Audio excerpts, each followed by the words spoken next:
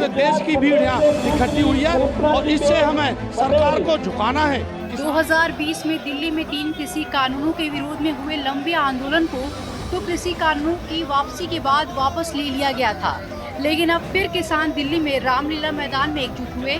बहरहाल किसानों के मुद्दे तो इस रैली में भी उठाए गए और किसान नेता केंद्र सरकार से काफी नाराज नजर आए। ये लाभकारी मूल्य प्राप्त करने के लिए आए हैं मैंने, लाभकारी, और हमारा जीएसटी है वो मुक्त कराने के लिए। जीएसटी जिसको किसान का जो भी है जीएसटी किसी प्रकार नहीं लगे, किसान का जितना भी है ट्रैक्टर है जो औजार है उसके भी जीएसटी नहीं लगे, इसके लिए आए हैं और लाभकारी मूल्य प्राप्त करने के लिए पहुँचे हैं। जो किसान हित के काम होने थे वो अभी तक नहीं हुए, लाभकारी मूल्य हमारा बाकी है और अपना जो जीएसटी मुक्त कृषि आदान है वो बहुत जरूरी है, किसानों को बहुत बड़ी तकलीफ हो रही है, उसके लिए सारे किसान एकत्रित आए हैं। और हम लाभकारी मूल्य लेना चाहते हैं और लाभकारी मूल्य वो होता है जो किसान कटाई करता है, बुआई करता है, बीज का मूल्य जो होता है और निराई जो टोटल खर्चा होता है उसको जोड़कर, जैसे स्वामीनाथन की रिपोर्ट है वो हम लागू करना चाहते हैं। ये हमारे इस देश की सरकार से निवेदन है और वो हमारी अभी तक मांगे कोई सुन नहीं रहा है। किसान को लागत के आधार पर लाभकारी मूल्य बस मिलना चाहिए। जब से देश आज़ाद हुआ है तब से किसानों की संख्या निरंतर घट रही है। क्यों घट रही है? इसका कारण सीधा सा जो है सरकार की जो है किसान विरोधी नीतियां हैं और यदि किसान इसी प्रकार से खेती करता रहा उसको जो है लाभ नहीं मिल पाएगा। रैली में आए किसानों के तेवरों से लगता है कि आरएसएस का संगठन भारतीय किसान संघ भी अपनी सरकार से नाराज है। उसका कहना है कि फल, सब्जियां, अनाज, दूध आदि उपलब्ध कराने वाले किसान अपनी उपज का पर्याप्त मूल्य न मिलने से बहुत निराश है और इसके कारण आत्महत्या कर रहे हैं। भारतीय किसान संघ की अन्य मांगे हैं, सभी कृषि उपज के बदले उचित मूल्य मिले, कृषि उपज पर जीएसटी ना लगे, किसान सम्मान निधि की राशि बढ़ाई जाए, जीएम बीजों को मंजूरी ना दी जाए, आयात निर्यात नीति लोगों के हित में हो, किसान के ट्रैक्टर को 15 साल वाली नीति से बाहर रखा जाए। वैसे किसानों की ज्यादातर मांगे वही है जो पिछले किसान आंदोलन के समय में उठाई गई थी और कांग्रेस समेत अन्य विपक्षी नेता भी इनके पक्ष में बोलते रहे हैं। देखिए, हमारा देश जो है वो कृषि प्रधान देश है, हमारा देश उद्योग प्रधान देश नहीं है।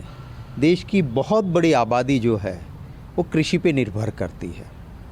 बड़ी बड़ी बातें की दी थी जब किसान आंदोलन चल रहा था, पहले तो मना किया था, फिर बाद में वो काले कानून वापस लिए, उसी वक्त कहा था कि ये चीज़ें हम करेंगे और जब उनकी खुदगर्जी ख़त्म हो गई तो नहीं करना वो किसानों का अपमान है। वैसे किसानों का हितैषी बनने की होड़ तो राजनीतिक दलों में लगी हुई है। राजस्थान सरकार और भारत जोड़ो यात्रा की आलोचना करते हुए केंद्रीय मंत्री गजेंद्र सिंह शेखावत ने भी किसानों के ही मुद्दे उठाए। किसान रैली को लेकर भी बीजेपी का रुख इस बार काफी नर्म है। केंद्रीय मंत्री कैलाश चौधरी ने तो ये भी कह दिया कि भारतीय किसान संघ जो भी मांगे रखेगा उस पर सरकार गंभीरता के साथ विचार करेगी। सरकार के लगातार प्रयास है कि किसानों को हर सुविधा, हर दृष्टि से उनको आत्मनिर्भर बनाए और इस दिशा में सरकार ने काम प्रारंभ किए हैं। आज कृषि का बजट बढ़ाया गया, जहां देश के प्रधानमंत्री आदरणीय नरेंद्र मोदी जी जब प्रधानमंत्री बने थे उससे पहले कृषि का बजट ही सिर्फ 22-23 हज़ार करोड़ रुपए मात्र होता था, लेकिन आज कृषि का बजट बढ़कर 1,32,000 करोड़ किया है, जो लगभग 5.5 गुना वृद्धि हुई है। किसान राजनीति पर गहरी नजर रखने वालों का मानना है कि दिल्ली में साल भर चले किसान आंदोलन के बाद तो बीजेपी ने डैमेज कंट्रोल कर लिया था, लेकिन किसानों का असंतोष बरकरार रहा। इतना ही नहीं, बीजेपी से नाराज किसान नेता फिर से बड़े आंदोलन की तैयारी में जुटे हैं। शायद इसलिए बीजेपी ने अपने समर्थन वाले भारतीय किसान संघ को इस बार आगे करके किसानों का नेतृत्व अपने हाथों में ही रखने की रणनीति अपनाई है।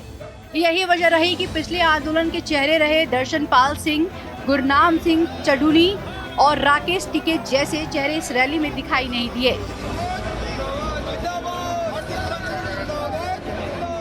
जो मांगे थी वो मांगे अभी भी वहीं की वहीं रुकी हुई हैं। मांगों में ऐसा तो नहीं कि मांगों में कोई फ़र्क आने वाली बात है। बात आती है फ़र्क आने वाली बात, अगर हम कहेंगे तो फ़र्क आता है संयुक्त किसान मोर्चे के 2 पार्ट होने, क्योंकि संयुक्त किसान मोर्चे के 2 पार्ट कहीं ना कहीं सरकार ने हम लोगों के अंदर फूट डालने का काम किया था। उस फूट डालने में वो बहरहाल ये रैली किसानों की मांगों को उठाने के लिए की गई या किसानों के बढ़ते असंतोष को संभालने के लिए, ये एक बड़ा सवाल है, क्योंकि इस बार किसानों की ये रैली बीजेपी और आरएसएस समर्थक संगठन भारतीय किसान संघ ने की, जो गाजीपुर बॉर्डर और सिंघू बॉर्डर पर चले आंदोलन को राष्ट्र विरोधी बताने में सबसे आगे रहते थे।